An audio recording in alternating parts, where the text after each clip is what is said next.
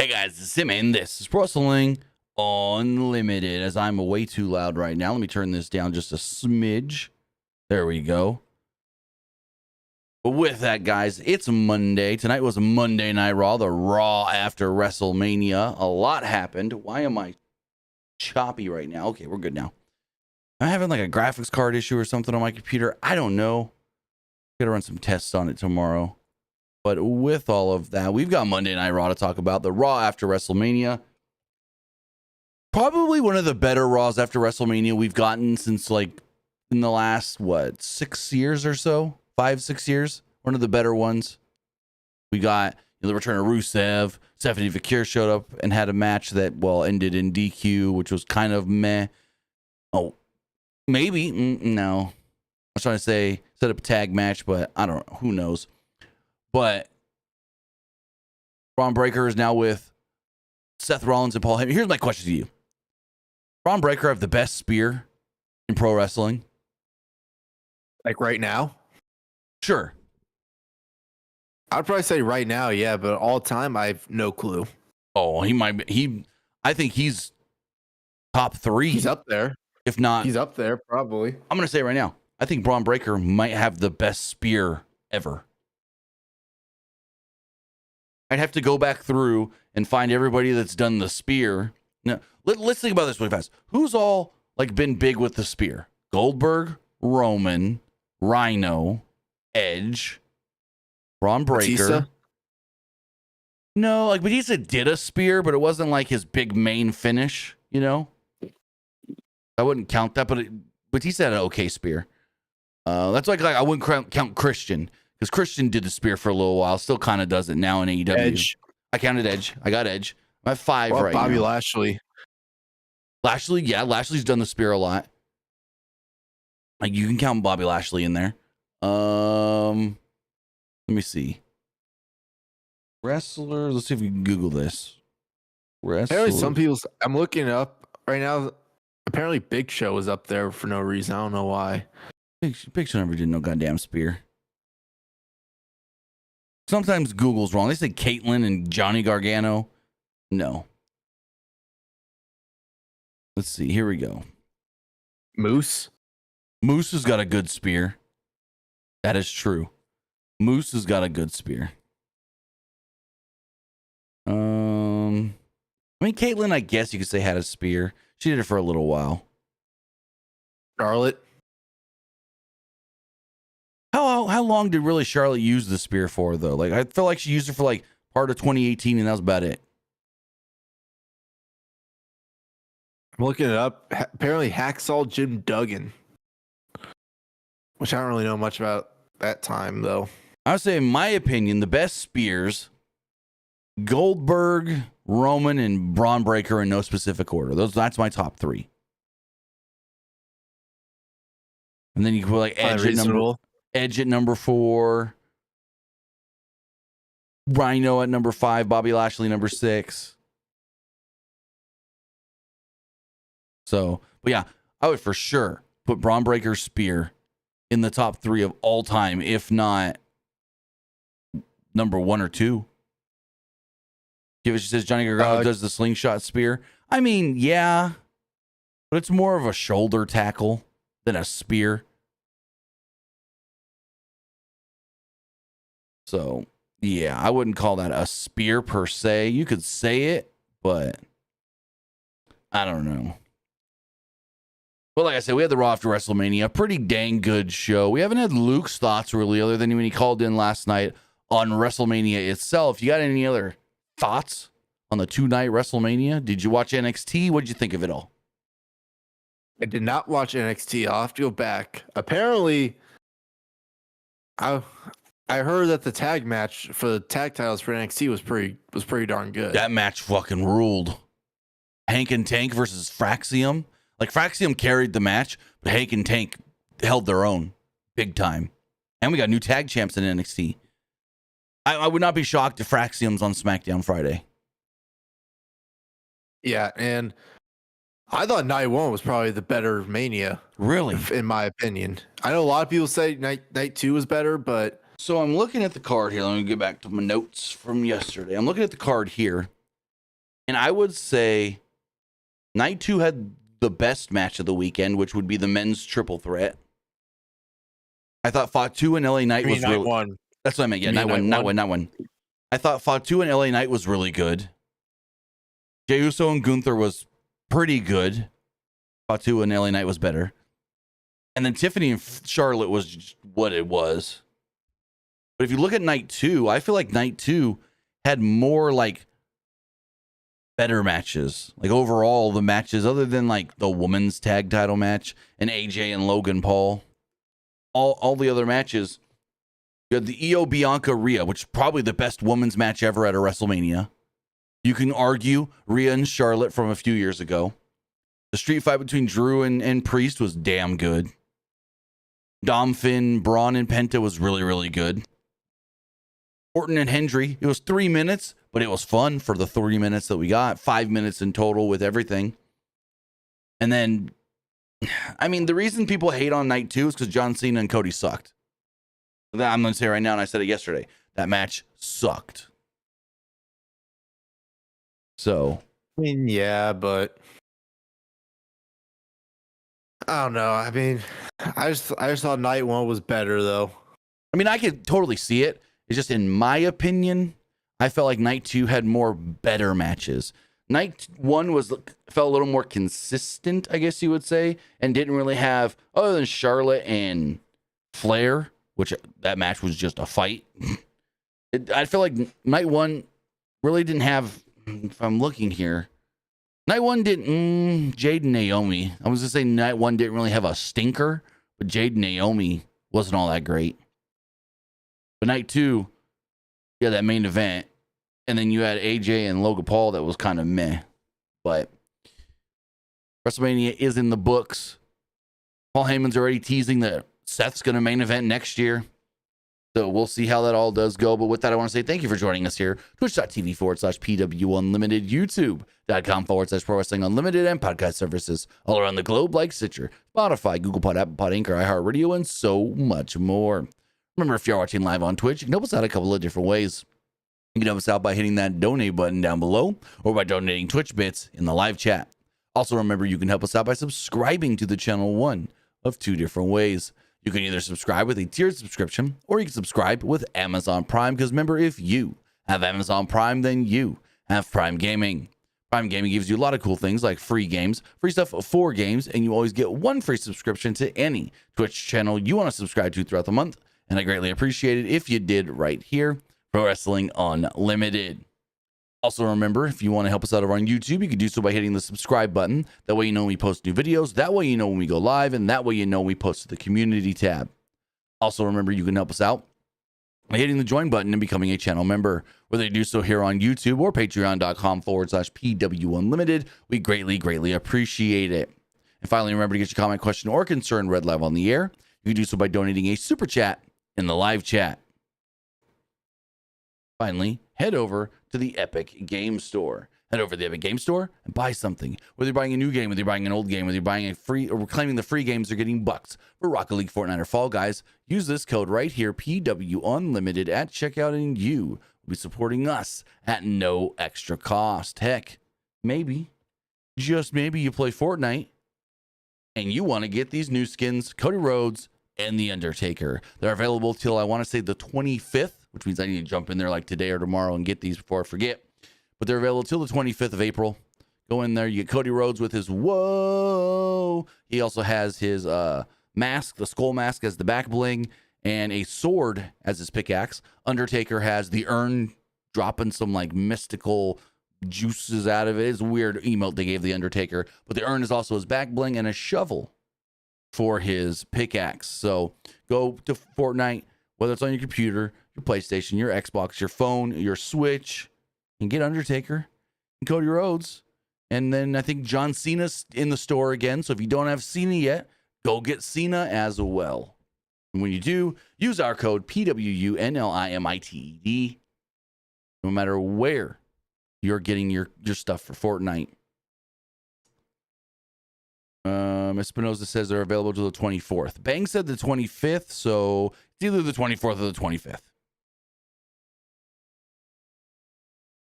But with all of that, we've got Monday. Go for it. What do you got? Sorry to cut you up. But someone in the YouTube chat said, "Did Utah ever get a Mania?" Not that I know. But where are they going to go in Utah? There's nowhere in Utah for them to go. There's no big ass stadium, and like Salt Lake doesn't have a big enough stadium. Like there's nowhere in Salt Lake because that's the biggest city that I can think of in Utah. And the thing is like, okay, Salt Lake City, what's the biggest venue in Salt Lake? Largest venue in, I'm just gonna type in Utah. What's the largest venue stadium in Utah? They have a 60,000 seat stadium in Provo, Lavelle Edwards Stadium. I assume that's a college football stadium. Yeah, that is for the BYU Cougars. But it's like, is Provo a big enough city to host a WrestleMania? Like they like to go to major cities. That's the thing. Even Salt Lake City, I don't think is big enough as far as like the city itself and the infrastructure of the city. Real Salt Lake. What's Real Salt Lake? I don't know. How big's Real Salt Lake? Real Salt Lake Stadium. Real Salt Lake Stadium capacity. No, they would never go to Real Salt Lake. If I'm looking at the right thing, this is a 20,000 seat soccer stadium. Yeah, they'd never go there.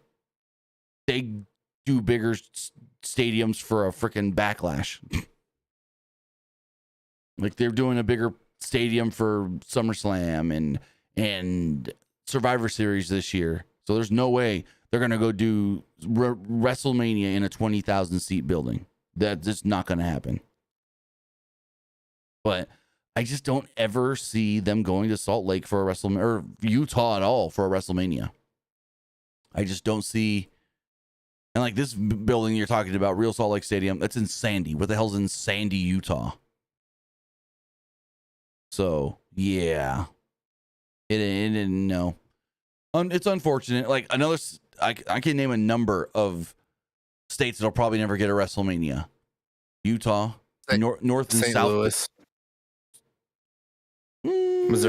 Missouri could. Nah, I don't see it. You don't see them going to the old Ram Stadium? To be fair, we had a Rumble there before. That's what I'm saying. But is it? I heard it's kind of outdated. It is a little outdated. Yeah. That's the only issue. Because I can see you maybe go to the you can go to the back there for like a SummerSlam or something. The old, what is it called? America's Dome or something like that? Hang on, let me look it up real quick. I should know this, but but like states, well, you say Oregon, but have you ever seen that stadium for the Oregon Ducks?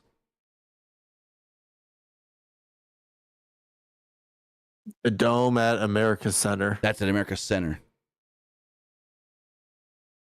I mean, you have U10's stadium in Oregon for the Ducks. It is only a 51,000 seat stadium, so it is on the smaller side for WrestleMania.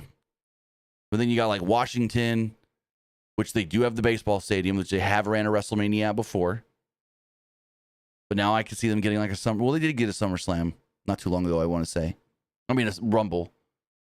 But states that I could say for sure. You guys are all throwing me off now. No, Utah Jazz Stadium. Yeah, they run there for like a Raw. They're never going there for a goddamn Mania. Anyways, so like states that'll never get a Mania. North and South Dakota, I could say that for sure. Maine ain't ever gonna get a stadium. What about Charlotte, North Carolina?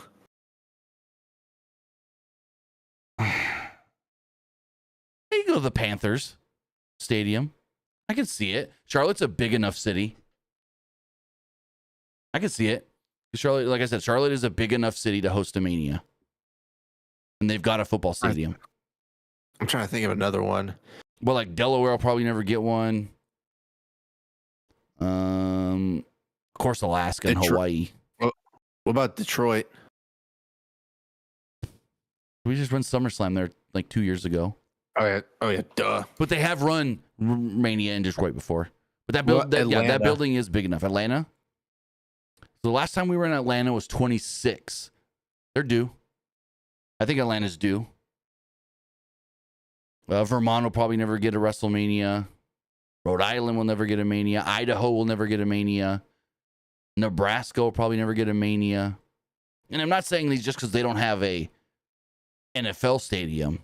Because if, like, I could see them maybe, hell, why not go to Michigan and run it in the Big House? I know they've talked about it before for, I think it was maybe a SummerSlam. They talked about going into the Big House where the Wolverines play. What about Washington? Washington State. They've got the baseball stadium up there. But I think that's going to be more for like a Rumble or a SummerSlam or a Survivor Series. Because I think even SummerSlam is transitioning to the football stadium. And then the baseball stadiums will be Survivor Series and Rumble. But then you've got, let's see, Wyoming will probably never get one. Massachusetts, they could go to Gillette. The only issue with going to Gillette Stadium is it's going to be cold as hell in early April. They'll probably never come here to Oklahoma for a Mania. What about SummerSlam at the Rose Bowl? That would be amazing. SummerSlam at the Rose Bowl would be great. But I think instead of the Rose Bowl, because that's a very outdated building, they'd rather, if they were going to do something in LA like that, they'll go to Dodger Stadium. Because like I said, the Rose Bowl, I've been there a couple times. Rose Bowl is very outdated. Now, if they wanted, go to Dodger Stadium. What's the seating in the Coliseum? LA Coliseum. What's the capacity there? And I know we're way off topic now. 70. Oh yeah, go to the Coliseum. 77,000. They're supposed to do that for WrestleMania 6, 7, whichever that one was. 7. Fonzie says Seattle does have an NFL stadium. They do, but they need to get a new one before they're going to get a Mania. I'm going to say that right now. The Seahawks Stadium is old.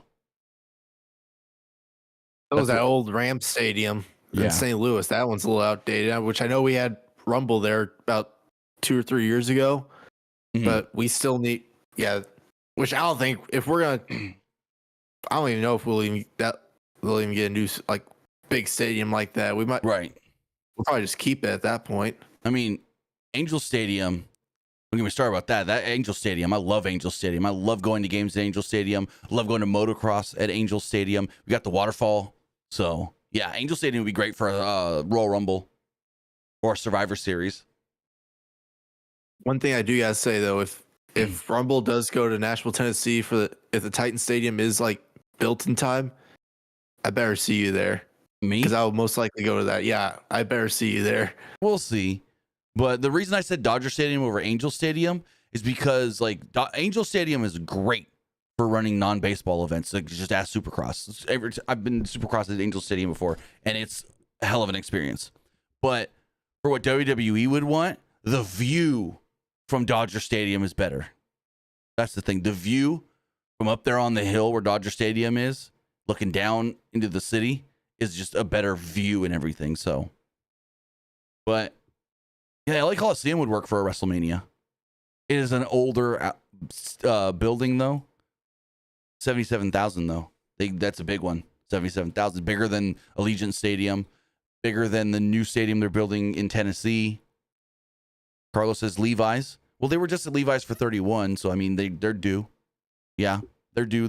It's been a year now, or it's been a decade since they were at Levi's Stadium. And think about this. Levi's Stadium is now, 12 years old. When they went there, it was brand new. Now it's like 11. When did Levi's Stadium open? Because I know WWE is like one of the first big things in Levi's Stadium. 14. So it opened 1 year before, not even a full year before WWE went in there for Mania 31, which I was at, and it was fantastic. It was great. I sat way up high and didn't even hate that I watched most of it on a screen. Because the atmosphere of being there is the best part. But it was hot as shit. I'll tell you that. It was hot. Are you talking about WrestleMania 31? Yes. It was. I was sweating. I remember watching that.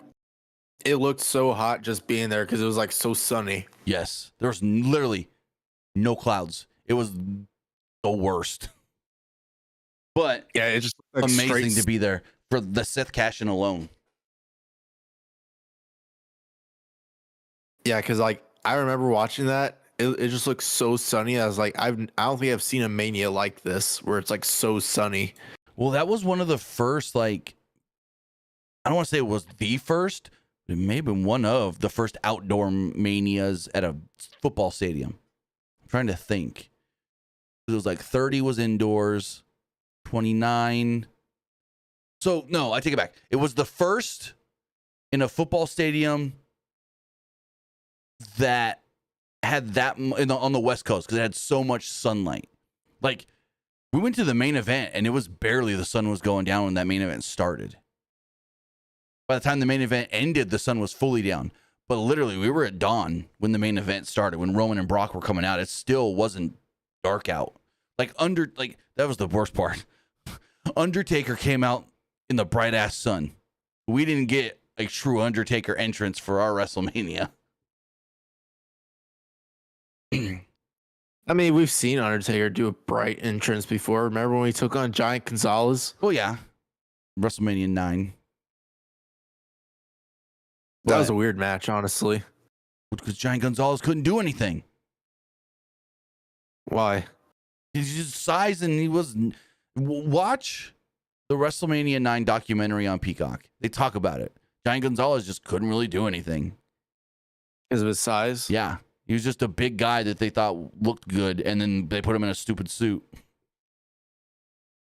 Espinoza says Vancouver. I don't know. They were just in Vancouver for Survivor Series last year, but I don't really know much about like stadiums in Vancouver. That's not my thing. That's out. Unfortunately, that's like out of the country. So, but like Tokyo Dome. WrestleMania in Toronto would be kind of cool. I'm gonna say it right now. Tokyo Dome may be too small for a WrestleMania. It's 55,000.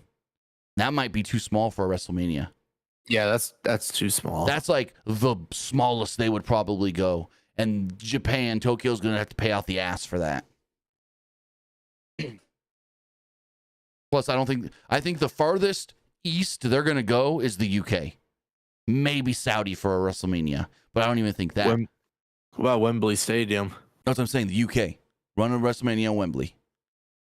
But I don't think they want to run a WrestleMania in Japan when their biggest audience, the United States, is going to have to watch it in the middle of the night. And I get it.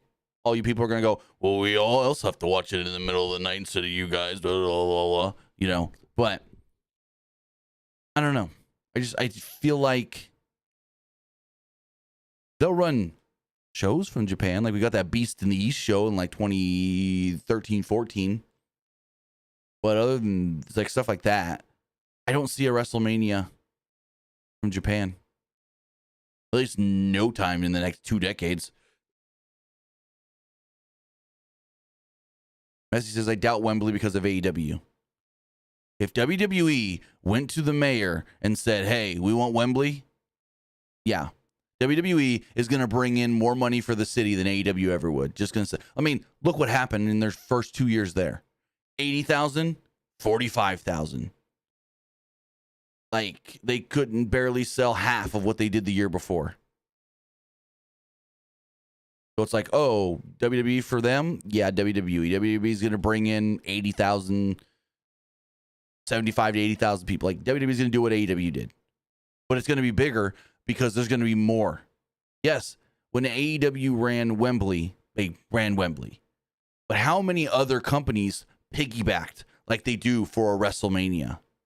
None that I really know of other than like Progress. So that's the thing. You bring in a WrestleMania, you're bringing in all these other wrestling companies that are going to bring fans in that's going to generate revenue for your city. AEW's not doing that. They're not. Like, they got Dallas for All In. What have we really heard other than a star cast that's going to be there as well? They've got like Dynamite, a Collision, and a star cast other than the All In. All In doesn't bring all the indie promotions, or at least the collective from GCW and whatnot, and DDT coming from Japan, Tokyo Joshi Pro coming from Japan. AEW just doesn't attract that. That's the problem.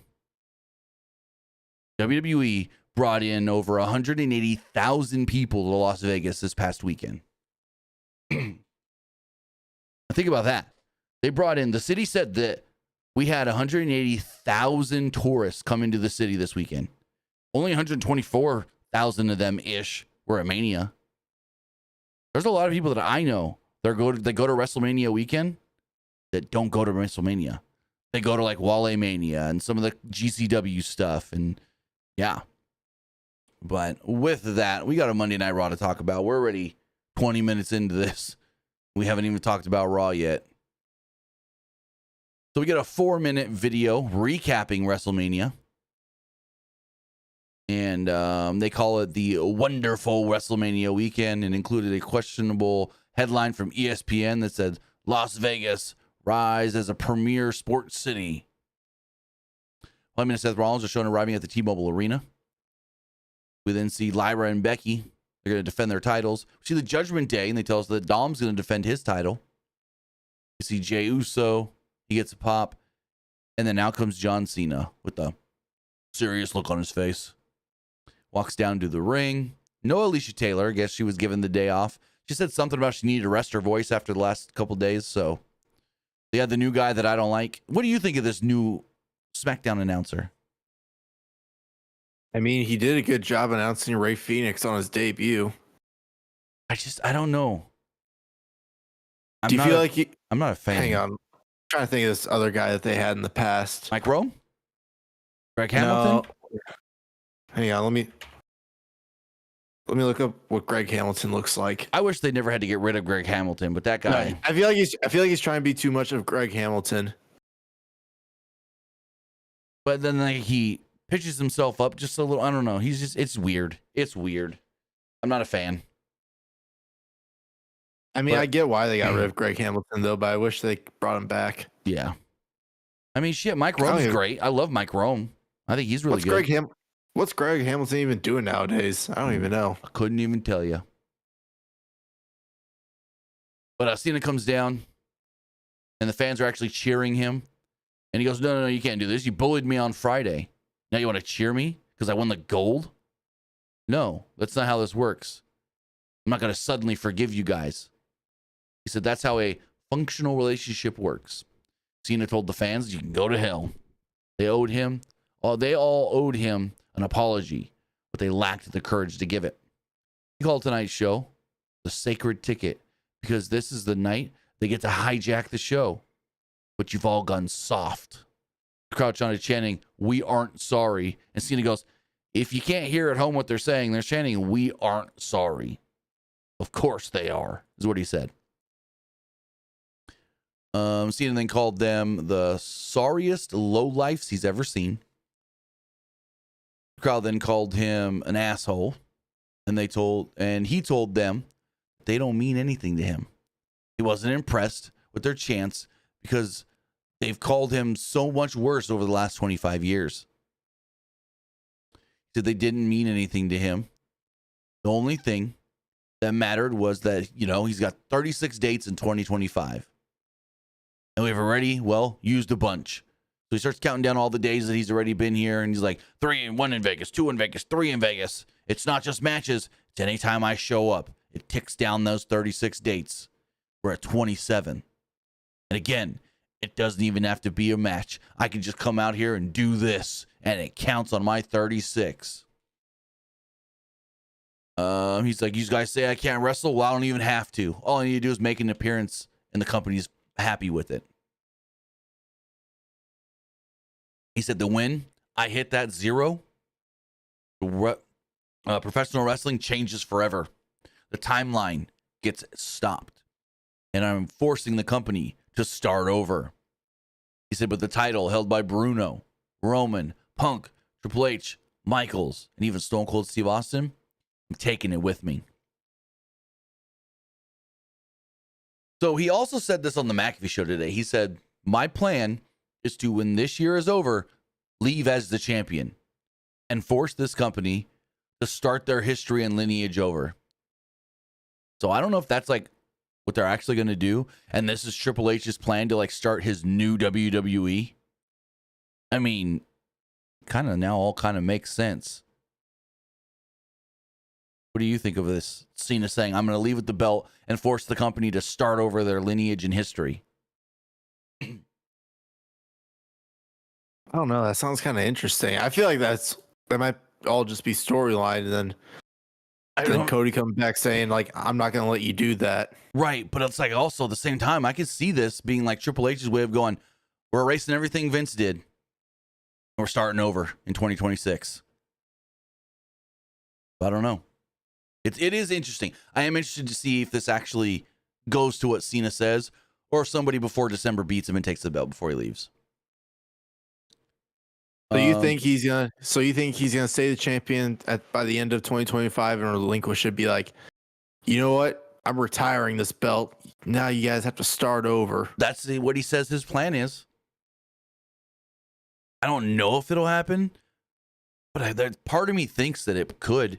And then that's when we get like a new designed championship and whatnot, and like new logo and everything. I don't know about new logo for the company. I don't think that. Well, here's my thing. We just got this new design belt like what, like a year or two ago? Well, the one we have now, we've had since like 2014 ish. Well, like we just got like a new design though belt. Of the WWE Championship? We have the World Championship new. Yeah, I mean, like the one Cena has. Well, so the belt we have now has been around basically since like 2015. We had a version of it in 2014 where it had the WWE logo and then it said champion really big under it that looked gaudy awful. And then they changed it to just the logo. We've had this one since I want to say 15 or 16 maybe. No. Because this is the belt that Seth had in 15. So we've had this belt since like 14, 15. And I think, when did Rock introduce that new title? 12, 13? It was 13. Yeah, so then we've had this belt since 14. But I don't know. I'm interested. I actually am interested. And screw The Rock. He's going to set all this stuff up and then not come back. What is going on? They had a freaking shirt at Mania that said, finally, The Rock comes back to Las Vegas. No, he didn't. False advertising. Basically, I thought he would for sure be back at Mania. Yeah, no, when he was posting on Saturday that he was in Maui, he's like, I'm on the island driving my truck. I'm like, oh, this man's trying to swerve us. No, I think he was telling the truth. He's really in Hawaii. He said he's the real last world champion, John Cena, that is. Winning the belt was the hardest part, but the rest is going to be super easy. The best they had to save this company was Cody Rhodes, and he could get the job done. They put him on their shoulders 1 year ago. They were back and forth between booing him and cheering him all weekend long. And that's why these fans don't matter, because they can't even make up their minds. He said that also is why Rhodes was outshone, out-wrestled, and out-destroyed. To the truth was that no one in WWE has the strength, speed, wisdom, or ruthless aggression like I do. He said, unlike me, I have heart. So I want to do something nice. And he invited the fans to pull out their cameras so they could take a picture of the last real world champion. And so he stands there and he poses with the belt. And in slithers the snake, the viper, Randy Orton. Cena turns around. Randy gives him an RKO, picks up the belt, holds up the belt, and then poses. So I think this is our Backlash main event. John Cena versus Randy Orton in St. Louis. What do you think? I know you're happy about that one. Yeah, I am. I am very happy, actually. This is honestly the first time we've actually seen like Cena as the heel against Orton. Every time we see Cena versus Orton, Orton has always been the heel. Yep. So this is going to be interesting. I mean, Orton's obviously not going to win. Like, I'll say that with confidence. Yeah. He's not going to win the belt, but it'll be I think that by the end, after the match, it'll be like a good standing ovation for Orton. Now, a lot of people keep wondering, what's Cody going to do now? So I was asked on the post show last night if like Cody takes time off. I don't know. I actually do have a prediction of what could happen. Go for it. And then I'll read some of these bit donations, but go for your prediction. So I can honestly see on Friday, Cody comes out and like, he's on the mic, he apologizes to the fans and stuff. He's like, I promise you, I'll get that belt back. I'm not going to let, Cena like take it and erase the history of WWE. So-and-so. Then what if like lights go pitch black and come out, and guess who comes in? Aleister Black. Because remember when he debuted in AEW, guess what he did? Cody. He took out Cody Rhodes. They said Black. What if they do? They said Black will be on the show Friday. It's like, what if they did the same thing in like WWE? And in that Backlash, we got like Cody versus Aleister Black, and Aleister Black won, and you have to do this like whole thing with Cody and how Cody has to like redeem himself if he wants to get back to Cena. I don't hate it, and that match would be good. We've seen it once. Seen it a few times in AEW, actually. I feel like it's been more than once. I can tell you right now. Let's see. I remember like one like vivid, but we might have seen it more than once. Let's see. Cody Rhodes cage match. Let's go. Aleister, Malachi Black. So Cody versus Malachi beat Cody twice. Cody beat him once. They're 2-1. Then Cody beat him in a tag match. And he beat Cody in a 8-man tag. They haven't fought since 2021. But yeah, the first two matches. So at Dynamite Homecoming 2021, Malachi beat Cody. Then at Grand Slam 2021, Malachi beat Cody. And then at Saturday Night Dynamite, Cody beat Black. Which of those was the one when Cody put his boots in the ring and we thought Cody was retiring or something? That was the Homecoming. I'm not sure, actually. I want to say that was the Jacksonville show. Like I remember them being in Jacksonville, and he's cutting that promo where he's crying and whatnot, and that's when Black.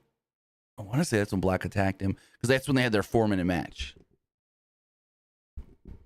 But yeah, I don't know, but either way, it's a very, very good chance though, because I know Triple H really likes Aleister Black. Oh yeah.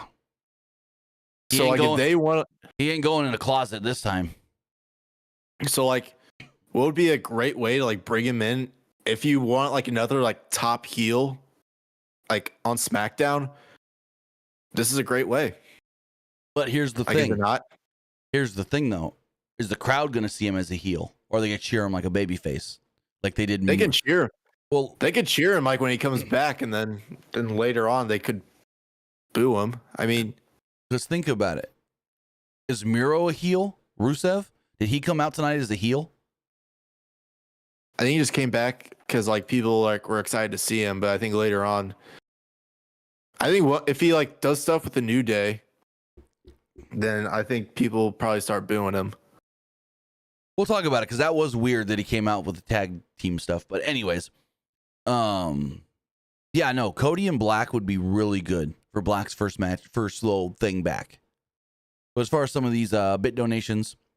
Esports Gaming Rules says, what a Raw after Mania. Becky turned heel after losing the women's tag titles a day after winning. Now Seth and Becky are freaking heels. JD is back. We may have NXT call-ups with the women or something. And Rusev is back. And we got Orton versus Cena again, possibly for Backlash. So Orton can, quote, save pro wrestling. So as far as He's call gonna, ups, he's gonna try. I don't think he's gonna he's fail. not beating Cena. No. As far as call ups, I know Trick was backstage, but there's a number of NXT people backstage because they got NXT in Vegas tomorrow. So all the NXT people are still in town. But I think they'll still be in NXT for a little bit before once they do the WWE draft again. yeah, no word on a draft yet. I thought maybe we would get something, but Might get something in like 3 or 4 weeks. right. I mean, they still got time to announce it. They might announce it on SmackDown. Who knows? And then he says Survivor Series 2025 coming to us in San Diego from Petco Park, but they show images of War Games. And what does Luke think of the AAA WWE announcement over the weekend? You go first. Well, I think San Diego and Petco Park is going to be great because if they shoot it right, there's a great shot. So you have all the stadium seating for Petco Park, but then when you look out from that view, you just see the skyline of San Diego, and it looks freaking amazing. I've never been in Petco Park myself, but I've driven past it a few times in San Diego, and that view right there is great. So if they shoot it right, this could look so cool. But what do you think of WWE and TKO buying AAA? First thing I do want to ask is El Patron still the AAA champion? Sure is. And second, they're really trying to get under Tony Khan's skin.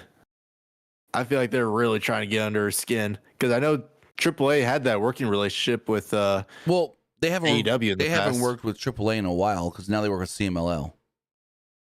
Well, okay, but oh no, honestly, like AAA pissed AEW off right before Dragon Lee left because they did the whole thing where FTR went down there and dropped the tag titles to Dragon Lee and Jalisco, and then immediately he goes, "Oh, I beat these AEW guys, but I'm dropping the belts to go to WWE all within like the same 10-15 minutes."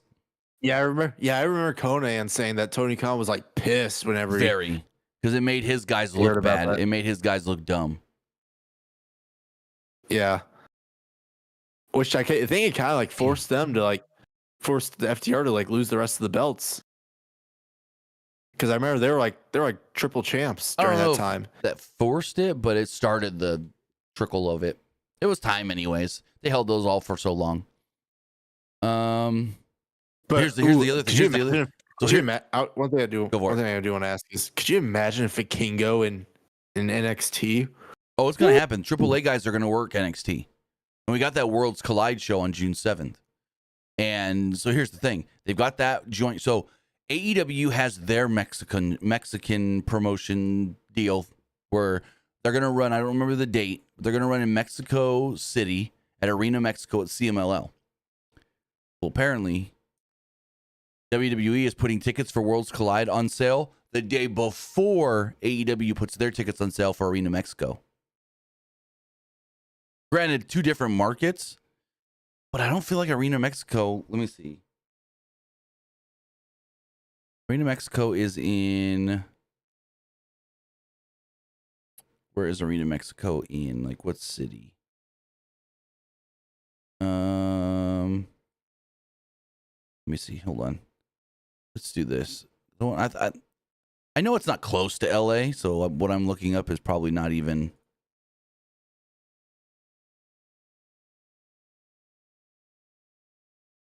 Let's see.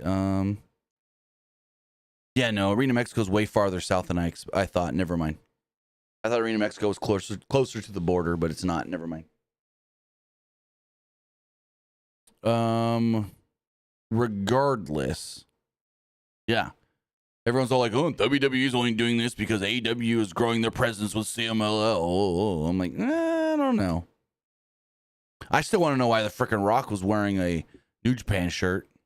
He didn't do that for no reason. Do you think they'll eventually buy TNA? No. Keep working with, yes, but I don't think they purchase them, no. They don't need to. They have NXT. Now, do they try and buy Noah or New Japan? Maybe. New Japan, I mean, New Japan's losing a lot of their stars. Just saying. Because it's the pandemic, they've been losing a lot of money. They can't pay guys what, they can make in America. Esports Gaming Rules also said, did you see the Karrion Kross promo? Yes, and it was amazing. Cross promo on the Mania podcast post-show thing. Oh, it was great. To the point where I think some of that was real. Because Scarlett was like, okay. Elite says, Tim, it's simple. The Rock watches New Japan. No, he doesn't. And again, when Rock posts stuff on social media, wrestling related, it's not for whatever. There's a reason. Rock is not wearing a New Japan shirt in a photo for no reason.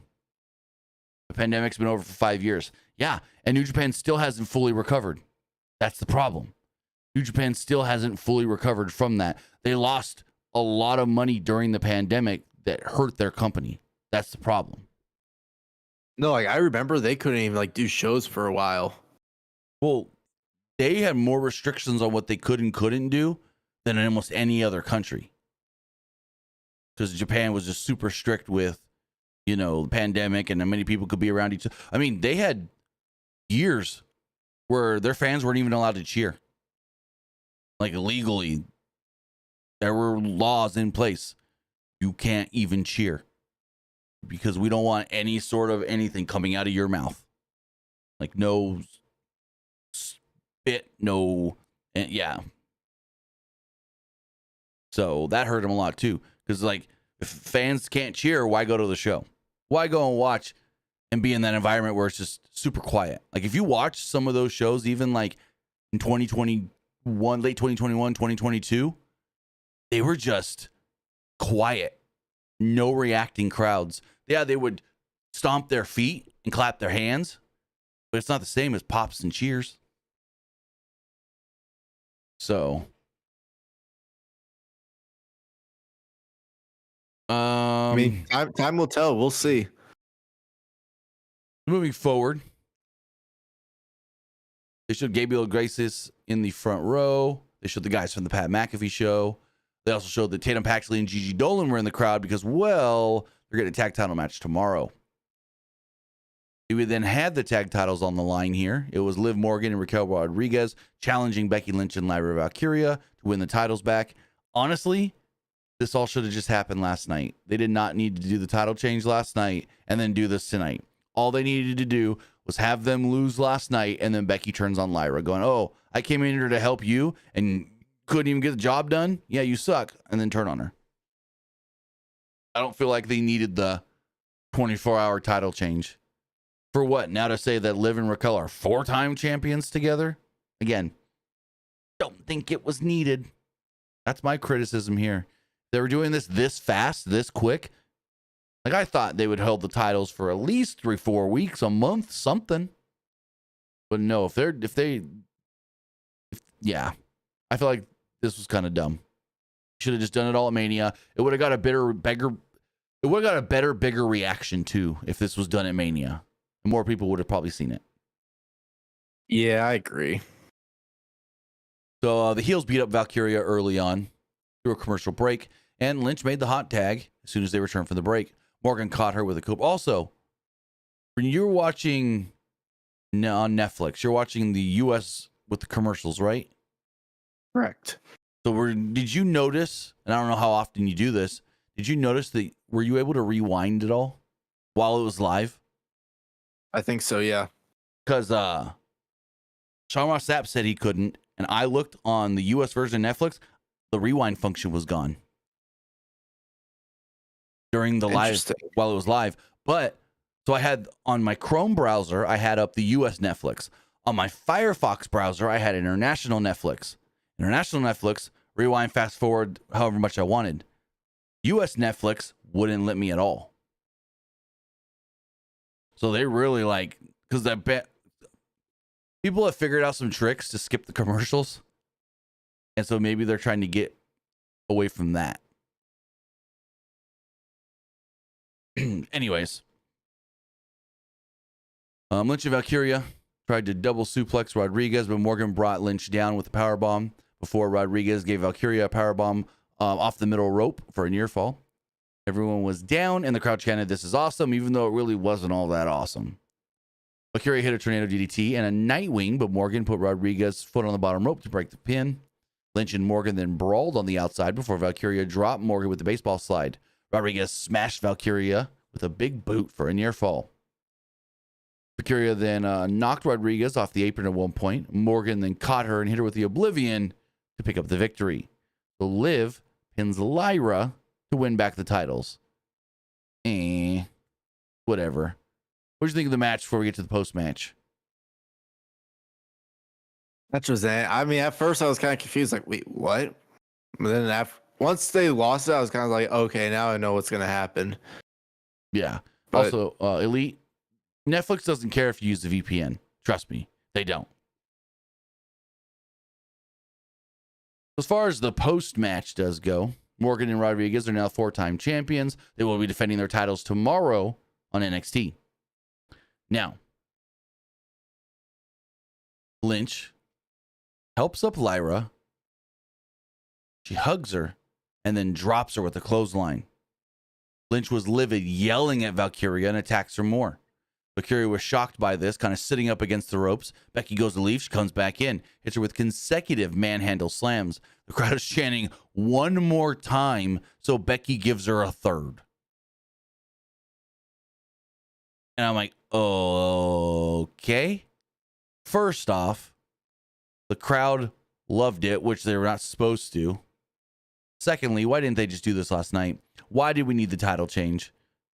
So we didn't see it coming. I mean, I didn't tonight, but I also didn't see them losing the belts tonight. So yeah, I didn't like it. This was probably the thing on the show that I did not like. Everything else, good. Any thoughts on the Becky turn? When's the last time Becky was a heel? 19? 2018 or 19 when she turned heel on Charlotte. Yep. The evolution, time. And fans were loving her so much as a heel that WWE turned her into a babyface again. That's when they created the man. But yeah, no. We haven't seen Becky as a heel in a long time, so that's a good change. And yeah, it was okay. I didn't even like, as far as the beatdown does go, I thought even that was kind of lame. I just thought overall it was all dumb and they should have done it at Mania. No, Becky was not a heel during the Bianca feud. So New Day come out. They're the new tag team champion. Well, actually, no, before this. During the break, Chad Gable and American Made cut a promo.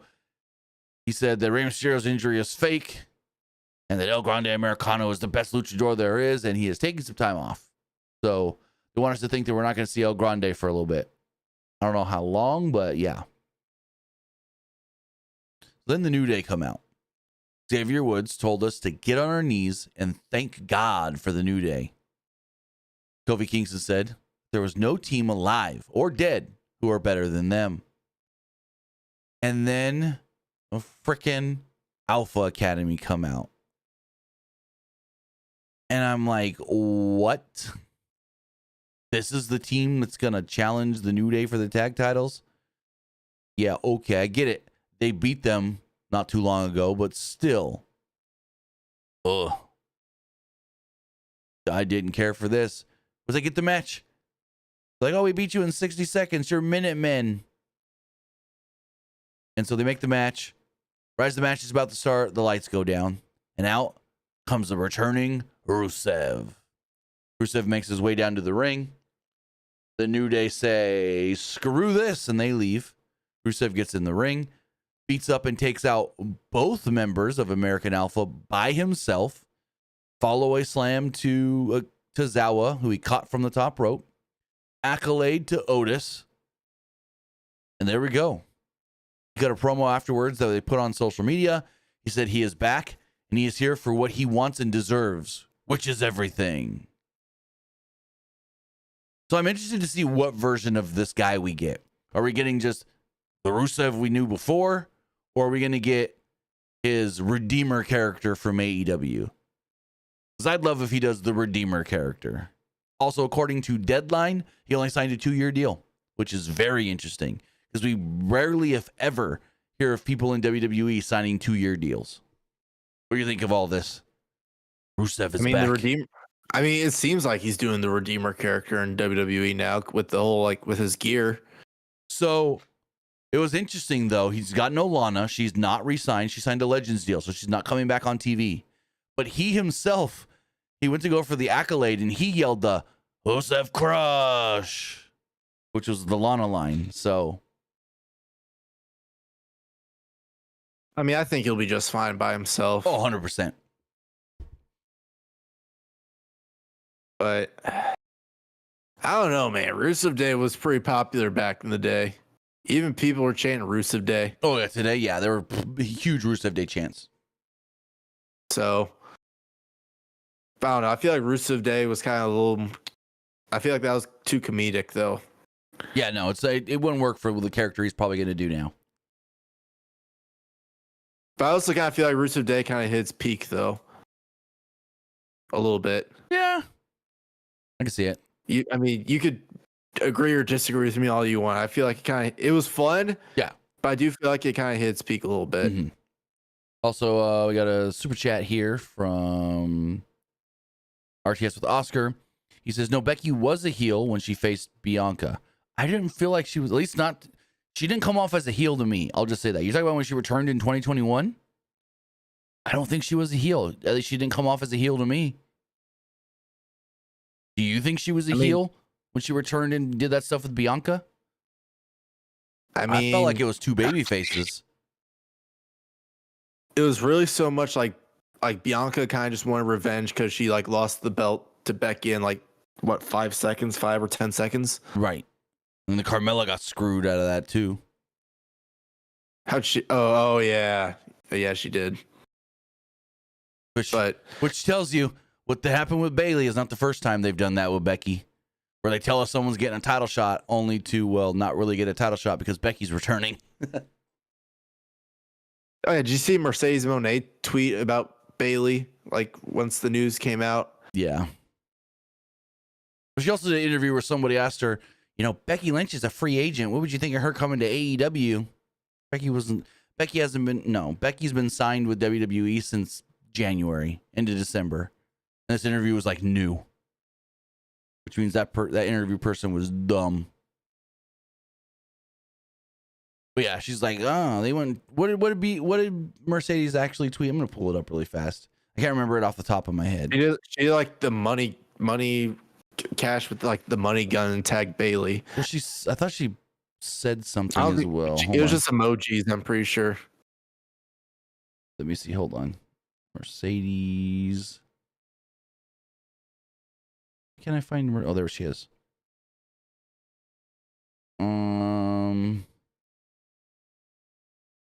Money changes everything. Blah, blah, blah, blah. Money from Saturday. Oh, it was a point, an index finger pointing, a phone, and then an emoji with dollar signs, and this is at Bayley. Okay, gotcha. I thought she had put something else in there. It says you call money Bayley. I don't know. I don't see Bayley leaving. Well, didn't she just sign a 5-year deal not too long ago? 3 to 5 year deal? Bayley's last deal was signed in late 23, early 24. I don't know how long, though, it is. I don't know if it's a 3-year deal or a 5-year deal. All I know is she signed her newest deal that she's on right now, late 23, early 24.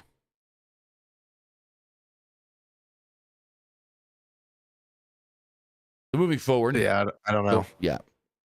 I don't see Bayley as someone that would leave. I mean, even Naomi came back.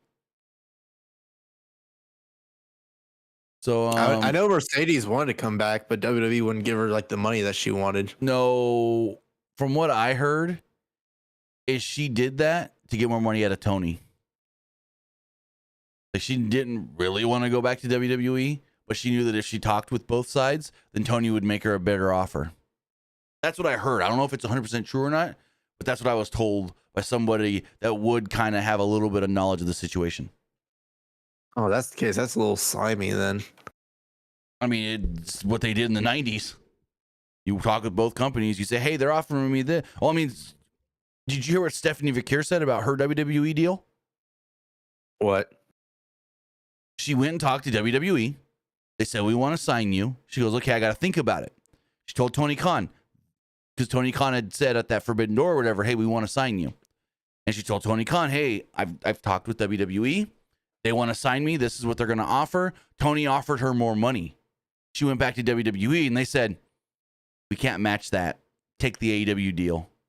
And she still took the WWE deal for less money because that's where she wanted to be. She did not want to be in AEW. She said her life goal was to make it to WWE. And so she said this on some podcast. It was basically, she said, do I go to AEW and make more money? Or do I go where I know I want to be? And go somewhere where I don't know if I'll actually be happy there or not.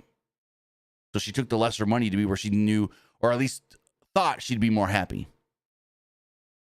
I'd say she is. I mean, she's doing a lot in WWE now. I don't think she'd be a champion in AEW this quick. No, I don't think she would. Honestly, I feel like she'd probably still have the CMLL titles.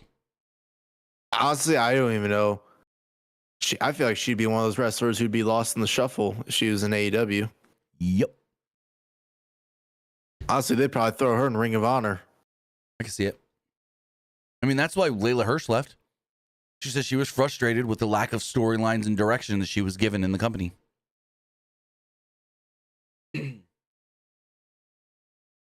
But we see Judgment Day backstage. Finn Balor entered and got in Dom's face. Morgan immediately tried to settle things before anything really happened. And Balor was all cool.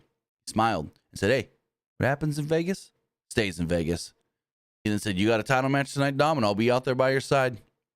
Carlito then showed up and did his little comedy thing. Then Balor kept staring right at the belt. So we're going to get Finn and Dom here before long. What could happen is maybe they could do what they did last year at Mania. Had like how Finn screwed over Damian. They could do Finn screw over Dom.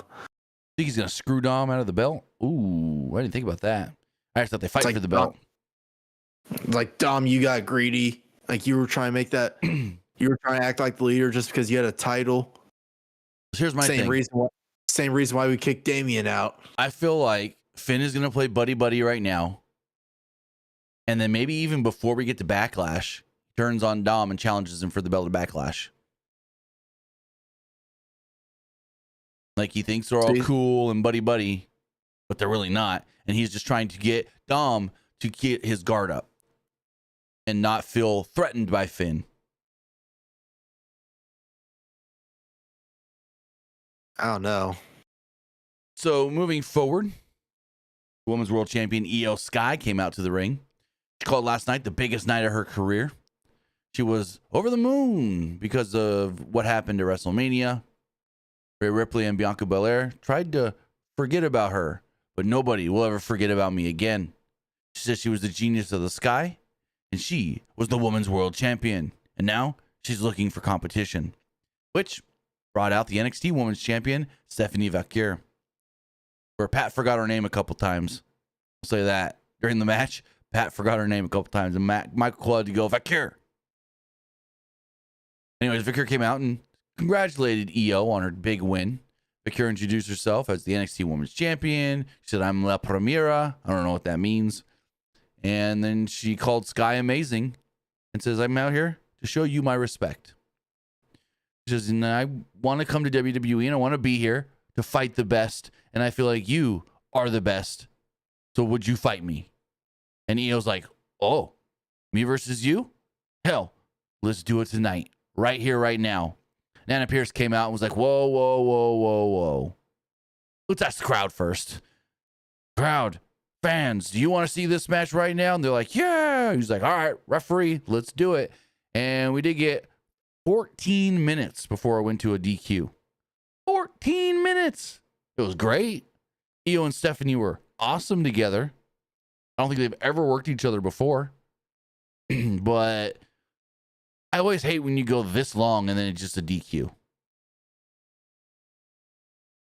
So, and Elite, no, I don't know Spanish. I know a little Italian because that's what my grandparents spoke, but I don't know Spanish. No. I know certain words in Spanish, but I can't speak it or read it. I just know certain words.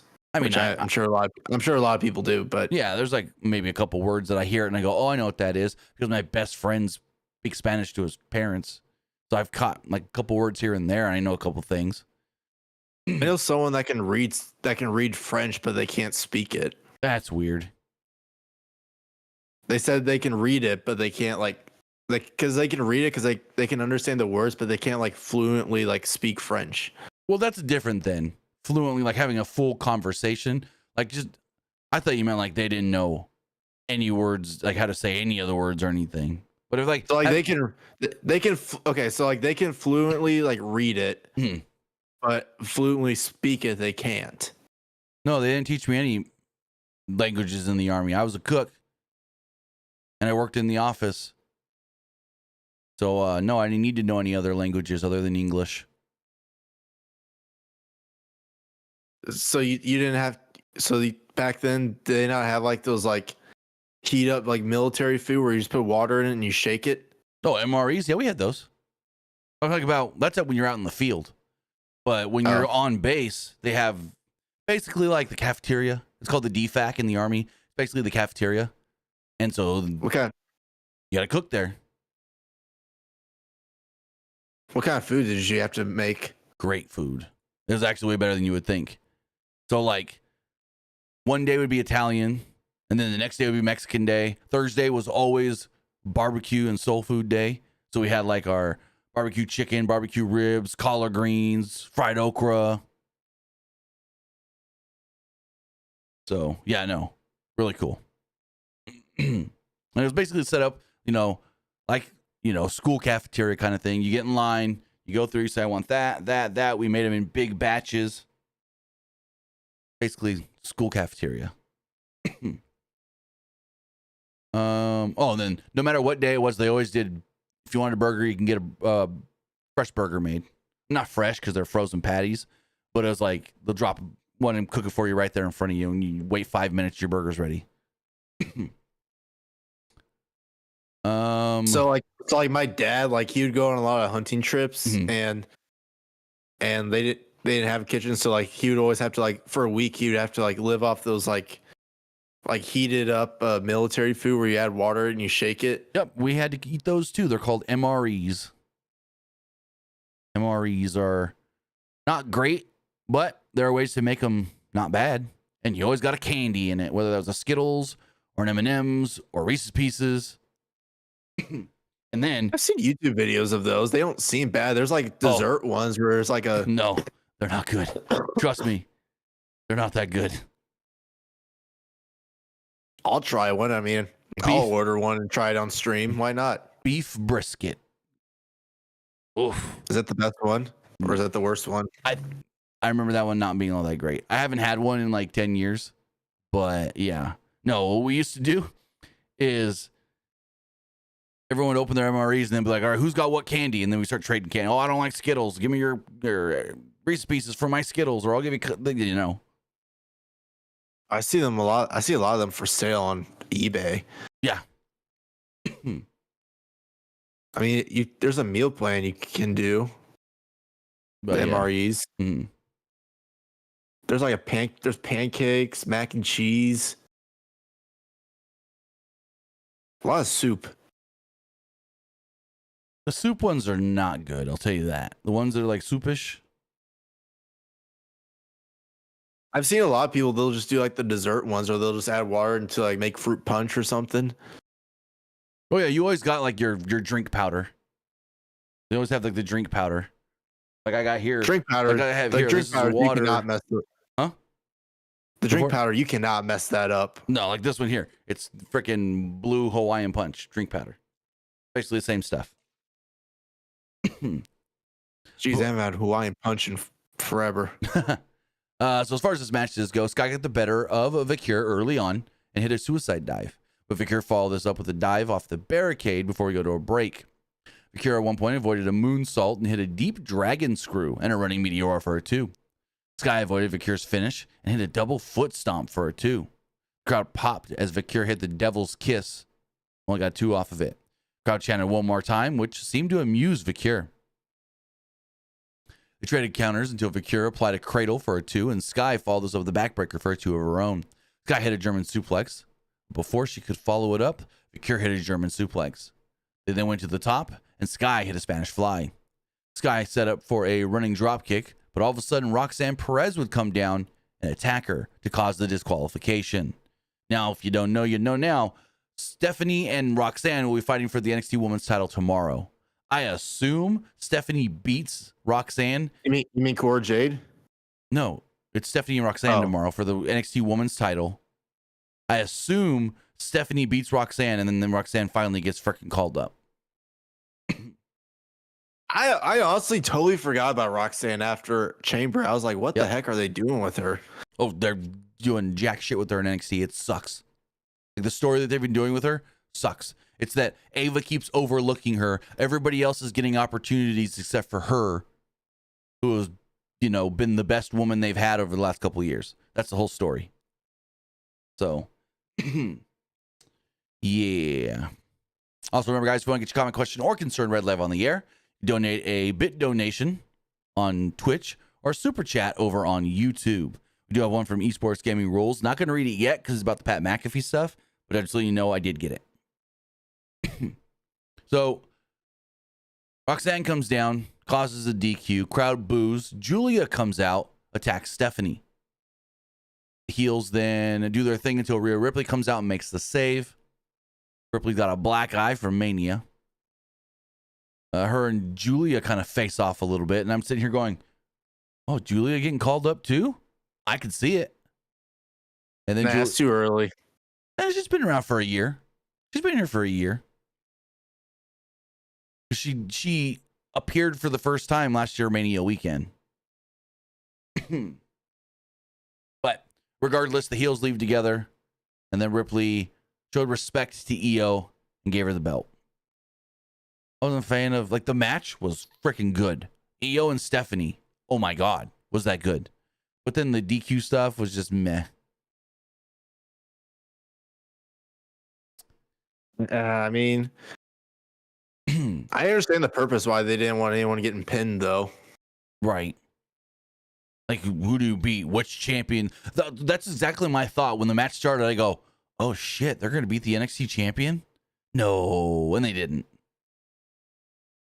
I mean, either way, I knew it was going to be a DQ of some sort.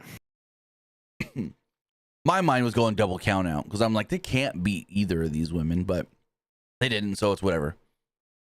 During the break, if you're watching internationally, you got Pat McAfee announcing 19,262 in attendance. And then I got no notes for this next segment. It was the waste of time Jey Uso. This Jey Uso segment was a waste of frickin' time. Jey comes down. His music plays. They eat. He eats a little more. He then cuts a little promo. I didn't even write this down. This was just a waste of time. Cuts a little promo. He gets interrupted by Sami Zayn. Sami comes down. You think, oh my God, what's going to happen? Oh my God, what's going to happen? Sami hugs him. They eat. They both get on the turnbuckles. They eat. Jey stays up on the turnbuckle. Sami gets down off the turnbuckle and he stands behind him kind of sternly. And I go, oh my God, Sami's gonna. No, he didn't turn on him. Jimmy then comes out. And I'm like, oh shit. Jimmy gonna turn on brother? Nope. We all celebrate and then they leave. Clearly, there's no reason to write notes for this. This was a waste of time. Big waste of time. Any thoughts? It was a waste of time. It really was. Like, do you think Jay's going to have a match at Backlash? I don't think he will. He has to. I would assume. He has to, but I don't know. Like, I feel like Jay's whole title run is going to be so lackluster. How long do you think he holds the belt for? You think he holds it to at least SummerSlam? I can honestly see him holding it until SummerSlam and dropping it to Seth Rollins. Oh, you think it's Seth? And that's an interesting one. I think it's going to be Seth. Interesting. We'll talk more about Seth here in a little bit because I got a question on what Heyman said about WrestleMania next year. So we then see some people in the crowd, including Chase Briscoe, driver of the number 19, Bass Pro Shops, Joe Gibbs Racing Toyota. He was there to hype up the next season of Full Speed, which is very weird that it came out so late. Last time they did Full Speed, it came out in January, February, right before the season started. This year, it's not coming out till May, and it's all about the playoffs last year. Like, what the fuck? Anyways, we barely just learned that we were even getting a second season of this, like last week. Everyone, all the NASCAR fans thought that they canned a second season, but we got it in the second season of Full Speed. First season was good. We'll see how the second season goes. It's a Netflix thing. It's another attempt at Drive to Survive. Also, did you see the preview for WWE's Backstage show on Netflix? So, Nope. WWE has a new show coming out this summer. They didn't tell us when. It's called WWE Unreal. It is a look backstage on how WWE is ran. So, like, Triple H talked about how he hates how the business works getting out, or he hates spoilers and people seeing how things work. And then they talk about this new show. And Peter Rosenberg basically asked Triple H, okay, so how's this new show fine, but you don't like when, backstage stuff gets leaked out? He goes, it's different. I don't like when stuff gets leaked out before it happens. But I'm all for teaching the fans how things happen after they've already happened to where it's not a spoiler anymore. So this new show is a look at last year, basically, in WWE, and they, in the writer's room, coming up with things creatively. When he told, like, there's a part in the preview where he goes up to Jey Uso and goes, you're in line for a big push. You're getting a big push. Like, we see the moment. I'm pretty sure they already had something like that, though. We had one in NXT on the WWE network. But this is like on a bigger scale, more grandiose. Netflix. It's actually being done by Omaha Productions. So I think it'll be interesting. It'd probably be better than that goddamn All Access AEW one on TBS. Oh, that All Access AEW one sucks. Because it really does. Literally, there was 0%. I was literally told this by someone in AEW. There was 0% real in any of that. They wanted you to think it was all real, but the entire thing was fully scripted.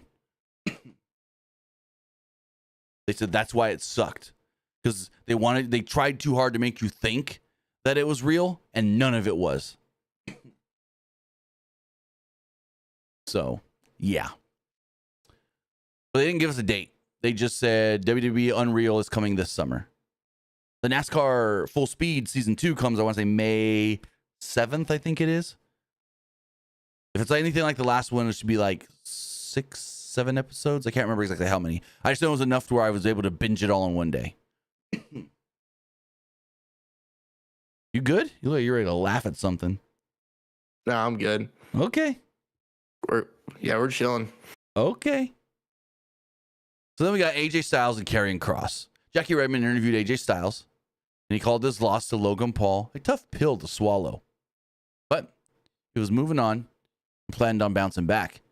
Karrion Kross then showed up, and if you haven't seen it, you should go watch it. Karrion Kross was on the Sam Roberts post show from Wrestlemania and killed it. Cut a promo where he was talking about, opportunities and not getting opportunities. He said that Goldberg gave him advice and said, be a good soldier. What did being a good soldier do? It got me fired.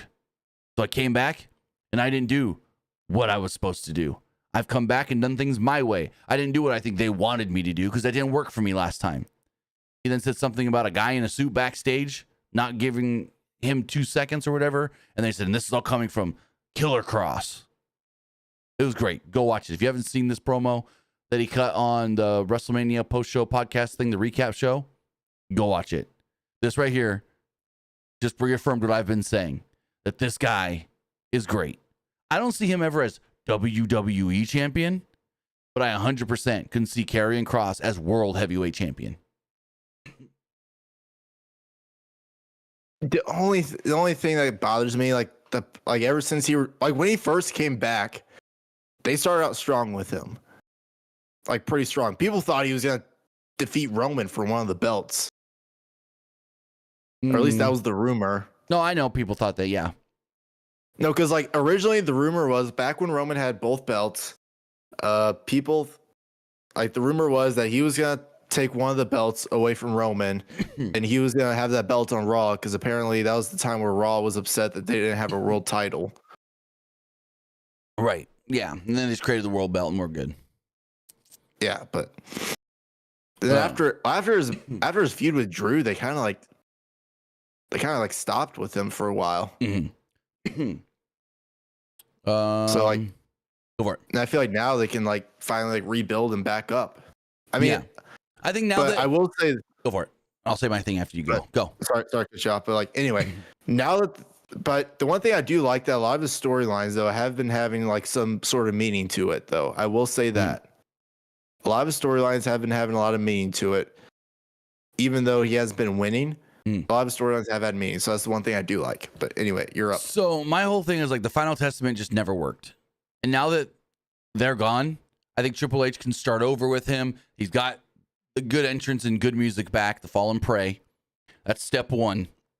And I think, give it a little time. I think they could build something with him. I've always thought there was something there. And he's got it. Like, you could see in his promos, whether it's that one he cut today or just the ones he's been doing backstage with either Sammy or Woods or AJ. It's like, this guy is good. And he just needs the opportunity now. And I hope that now that he's back by himself, it's just him and Scarlett, they can get back to what they are and what they should be. But he came up to talk to AJ. Cross called Styles the best of them. Yet, he lost. And his loss legitimizes Logan Paul as one of them. Styles said that he didn't want to go back to being that kind of guy that he was trying to be a year ago that he hated. Said beating Paul with the brass knuckles would have been meaningless. It wouldn't have mattered. He didn't want Cross to bring him down to his level. And told Cross, you don't like him, deal with him yourself. So I don't know if we're going to get a Cross AJ match or if we're going to get a Cross Logan match. I think I'm pretty sure Karrion Kross also said in an interview how like he said that fans really want him to like shave his head. I don't. I think he looks better with the long hair. To me, he looks better with the long hair. Long hair and the beard looks better on him. I feel like he looks a lot cooler though, like the shaved head and stuff, like with the suit. I mean, I could see it either way, but he said he would be open to it, shaving his head again, but he wants there to be like some sort of story to like have him shave his head. Right. I'm gonna get off topic here for a second, but Espinosa says I don't watch NASCAR. How do NASCAR playoffs work? It is very simple. You got 16 drivers in the playoffs. So the NASCAR season is 36 races. After race 26 with 10 to go, you start the playoffs. How do you make the playoffs? Two different ways. You got 16 drivers. If you win a race in the regular season and you are within the top 30, I think it's 35 now in points, you make the playoffs. So if you win a race, you advance and you make the playoffs. If there are any spots open by the time we get to those final 10 races, which the last couple of years they've been 2 or 3, then whoever is the highest in points, not already locked in with a win, makes it into the playoffs. Simple as that. You either win or you're the highest ranked driver without a win. Top 16 make it in. As far as the playoffs do go, they're done in rounds. Each round is 3 races. So you do 3 races in round 1. After that, 4 teams, 4 drivers are eliminated. Go to the next round, 4 eliminated. Next round, 4 eliminated until you get to the final race with only 4 drivers left. Then, and you still have all the other drivers still in the race. So it's not just the playoff drivers. So you have other drivers that can impact your race and your playoffs. You then get to that final race. 4 drivers are now eligible to win the championship. Whichever driver finishes the best in that final race is your champion. I'm not a fan of the playoffs as far as the format they have now. I've liked the format before where it's no eliminations and the 10 races, it's just whoever does the best points-wise.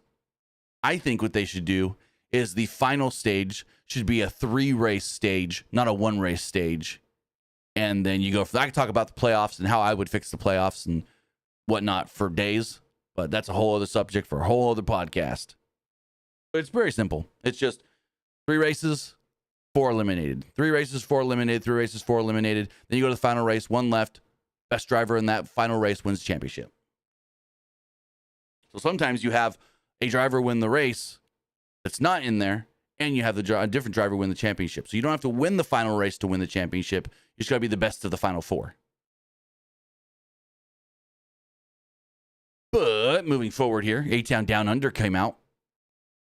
They cut a promo, which then was interrupted by the War Raiders, and the War Raiders said they're pissed off and they want the New Day. Then we got probably maybe one of the most interesting things on the show. Well, it was one of, but it's like, what did you like better? This Pat McAfee segment with Gunther or the closing segment with Seth Rollins and Paul Heyman? What did you think was more impactful and better?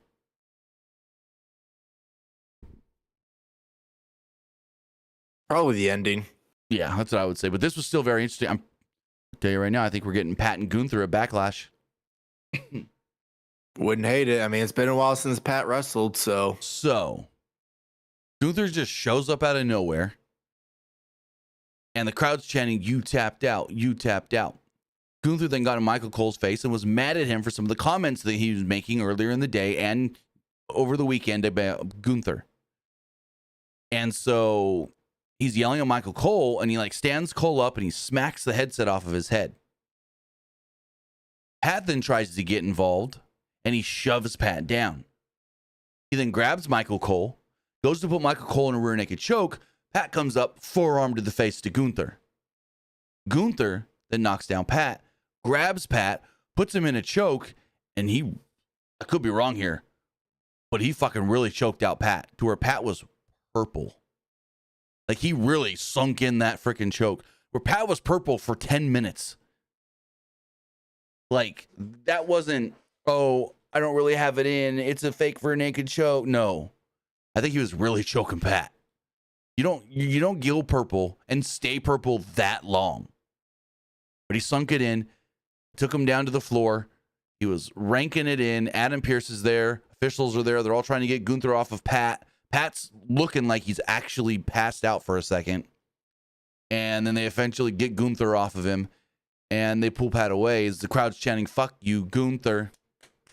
Fuck you, Gunther." They finally get Gunther out of there, and they go to attend to Pat. So they take Pat, and they start walking towards the ramp, and he, like, loses his balance, and he goes down to a knee, and they're like, "You okay? You okay?" He's like, "Oh, I think I'll be fine." And go to a break, and during the break, we still see more of this, where he's walking up the ramp, and he's got to take a couple stops again. Michael Cole is by his side this entire time. Adam Pearce is very concerned. They keep checking on Pat. They give him some water. He's not breathing well, this and that, and so forth, and they get him to the back again.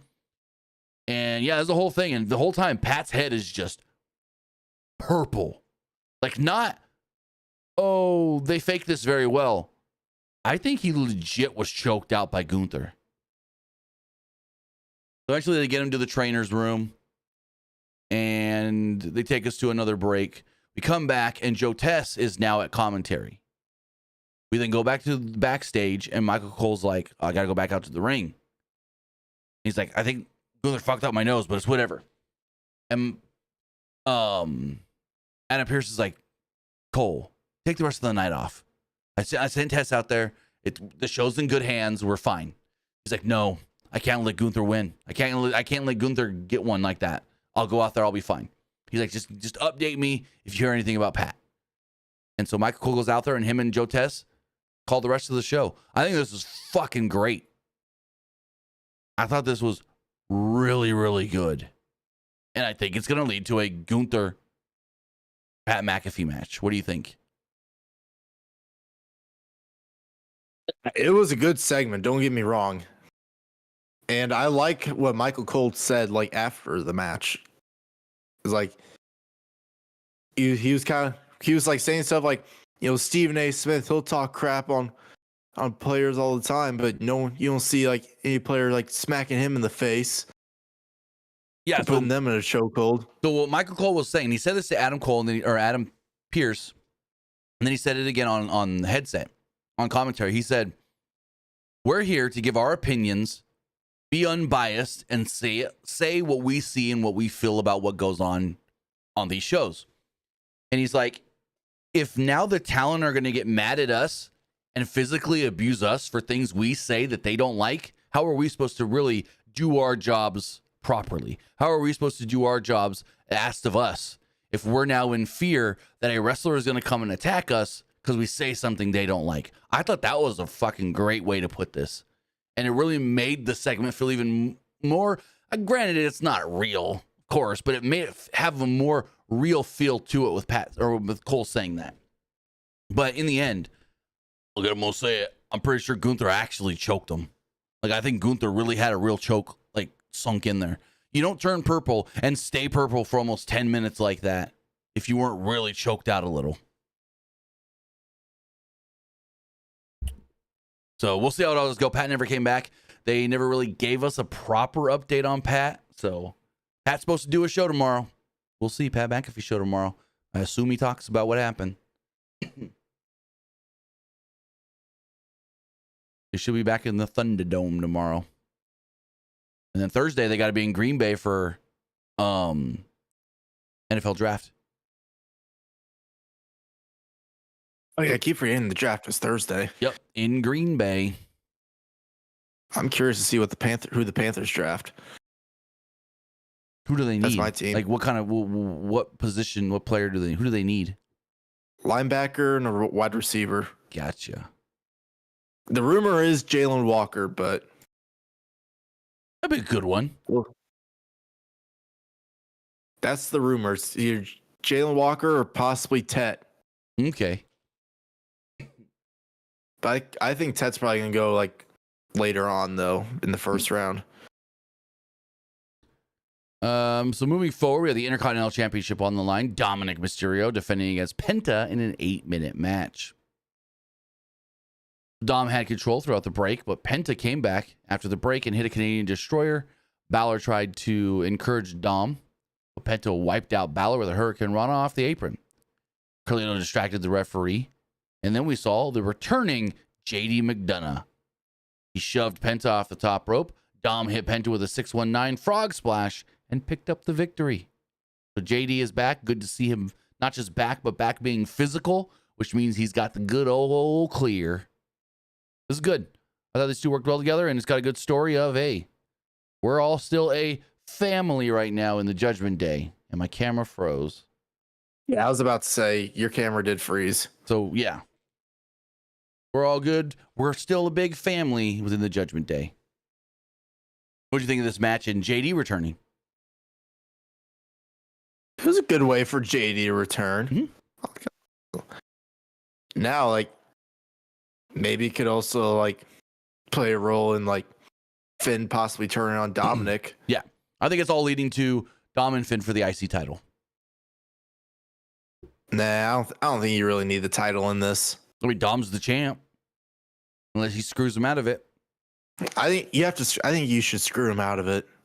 It's possible. Because like, if you're going to do a Finn and Dominic rival, I just don't like the idea of them fighting for something, though. But that's the whole thing. Finn wants the IC title, and now he's jealous that Dom got it. So, I mean, they could always go the route. Like, you know what? If I can't have it, then you can't either. That's not a bad way to do it either. I like that, actually. Wait, what? Fonzie said The Rock was announced for McAfee tomorrow? No, he wasn't. That must have just got announced. Hold on. Oh, shit. Announced an hour ago. Tomorrow, the director of the board of TKO, The Rock, will be on McAfee. We got some questions about an Austrian asshole. Oh, Rock's coming in to play the boss with the Gunther stuff and Pat. Oh, shit. Well, McAfee is not missed tomorrow.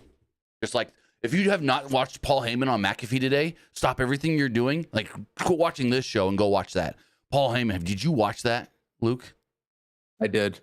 Paul Heyman was on another fucking level. He told a guy in the crowd, you're going to get deported. That's like ECW Paul Heyman right there. We'll never see that roast, but apparently Paul Heyman was fucking outstanding in the roast. But yeah, The Rock is going to be on McAfee tomorrow. What the shit? 12:15. which means he's on the first segment, well, first hour. Wonder if he's there live or not, or if it's via satellite. But it says literally the director of the board of TKO will be on the program at 12:15 Eastern. So Boston Connor announced this. He said, we got some questions about an Austrian asshole. Also curious why his security attacked us while on our boss friend Pat McAfee was being choked out. Pat never tapped. See you tomorrow. Interesting. Okay. Rock misses Mania weekend, but he still tries to keep himself involved. This motherfucker. Yeah, go watch freaking Paul Heyman on that roast. It was amazing. He makes fun of how Pat McAfee smokes in a group. He talks shit on Michael Cole. What else was he? He told the guy he learned how to suck from his mom. He told the guy he was going to get deported. It was great. He first shows up and just goes, my name is Paul Heyman. I'm done. And he throws the microphone. Pat goes, come on, Paul. Can't be it. You're what? But yeah, no. Like, Heyman on McAfee today was an all-time classic. Everyone needs to go watch that. So moving forward, we had our main event segment. I'm gonna get the poll here really fast for Twitch. What did you of Raw? I liked it. It was all right. I didn't like it. So, as far as the closing main event, and Esports Gaming Rules question here. He says, Gunther choked out Pat McAfee and attacked Michael Cole in a shocking angle. And does that angle mean a future match between them at a WWE PLE? I'm 99% sure we're going to get Gunther and Pat maybe as soon as Backlash.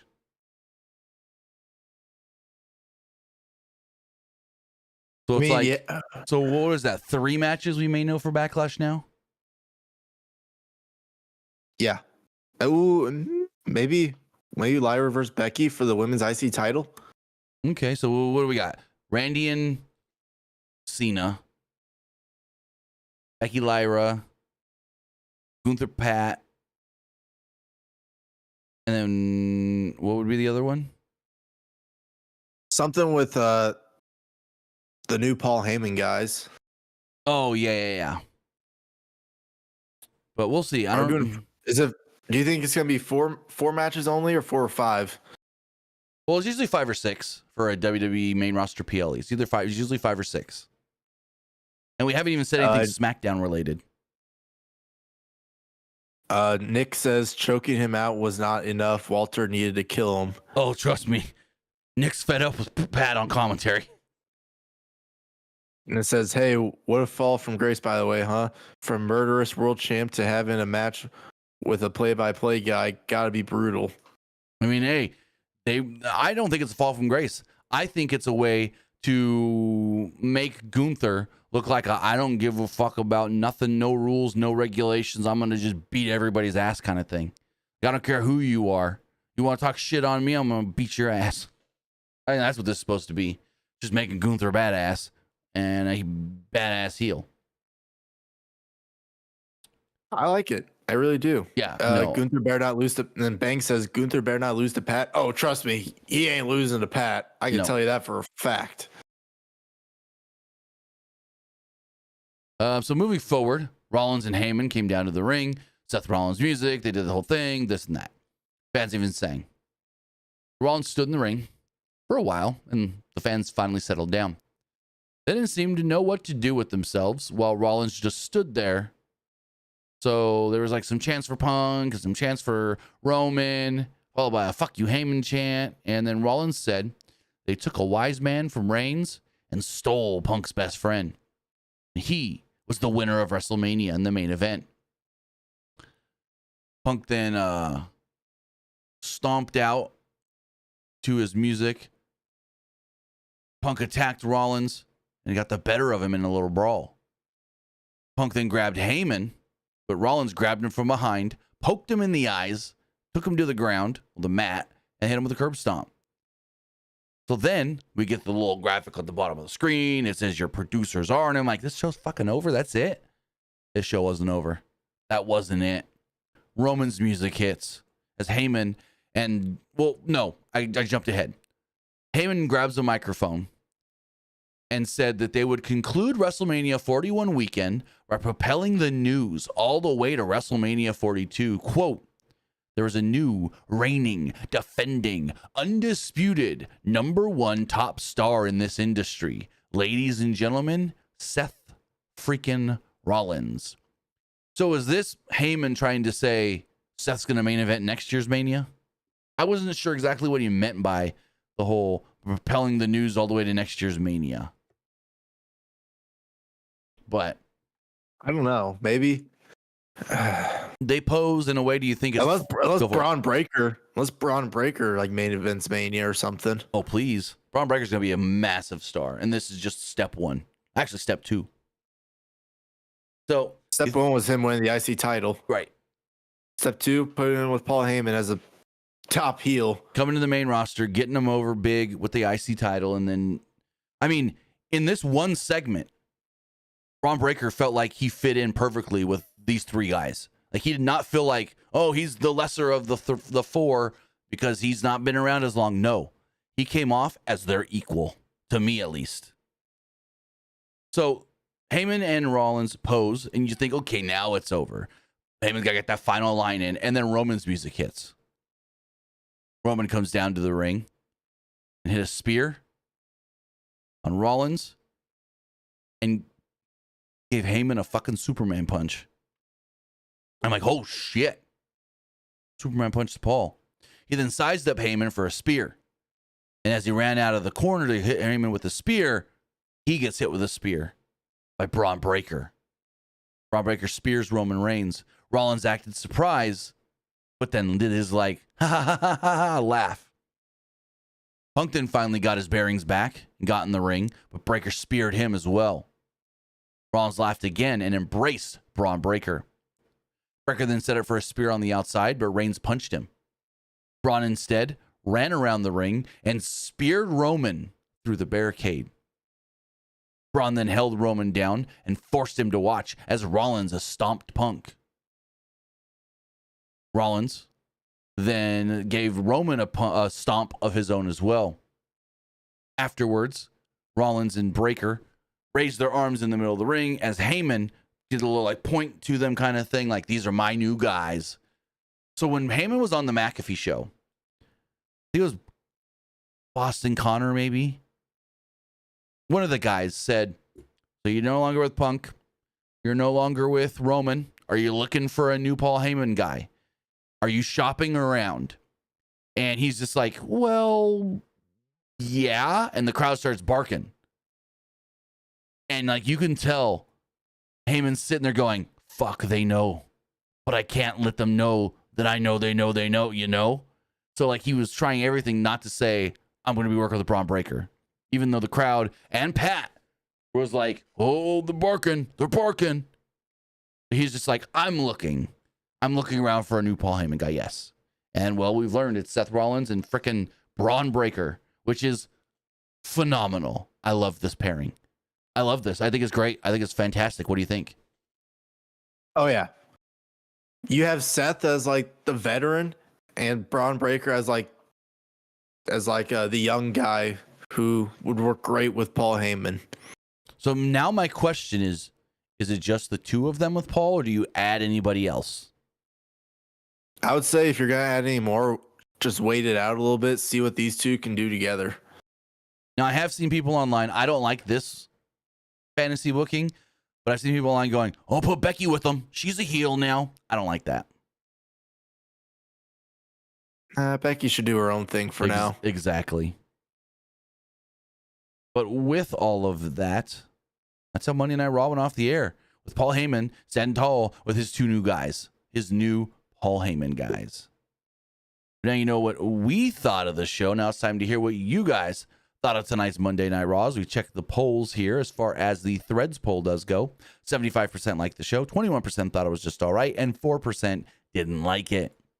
Looking at the Twitter poll, 84% liked the show, 9% thought it was just all right, and 6% didn't like it. looking at the YouTube community poll, 90% liked the show, 7% liked it, and 3% or 7% thought it was just all right, and 3% didn't. Someone says, "Where's the I loved it?" Well, usually when we do these polls, there's never a I loved it, because most of the time you don't love shows, but this one would garner that, I guess you would say. So, looking at the live poll, 91% liked the show, 7% thought it was just all right, and 2% didn't like it. And finally, as far as the Twitch poll does go, 67% liked the show, 33% didn't. With that, guys, that is going to wrap everything up. I want to say thank you for joining us here. Twitch.tv/PW Unlimited, YouTube.com/Pro Wrestling Unlimited, and podcast services all around the globe like Stitcher, Spotify, Google Pod, Apple Pod, Anchor, iHeartRadio, and so much more. But Luke, tell them where they can find you. You can find me over at Twitter X at Petke_21, and you can also find me over at Twitch at Young Grasshopper Luke. With that, guys, have a great rest of your night. Have a great rest of your week. I'll be back on Wednesday for AEW Dynamite, and we'll see you next time. Have a good one, guys.